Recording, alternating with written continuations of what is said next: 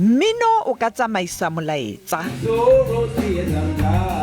Knowing that Uganda is such a youthful country, a young country, made up of many young people who are actually fighting for their freedom and their liberation, which is the theme of this concert.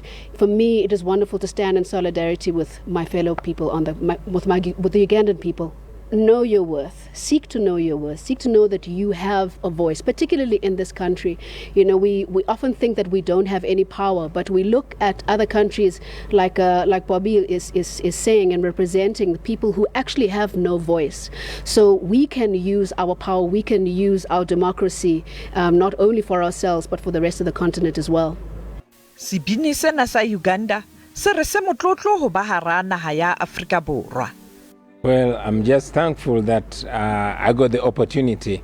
It's more of an opportunity than an effort. But whenever there's an opportunity, we put in effort. So this is an opportunity to have my voice heard. Since I don't have the chance and the opportunity to sing back home, my music is banned home. But now, music is legal in South Africa, so I'll take this opportunity to sing. Your message to the youth on the continent in terms of collaborations, not only in terms of music, art and business. The youth on the continent should know that if we come together, we can accomplish so much, just so much. And not only coming together, but grabbing every opportunity and using it, especially our voices and our talents. Let's try the tune. Pam pam pe param pam pam. Pam pam pe param pam pam. Pam pam pe param pam pam. Thank you.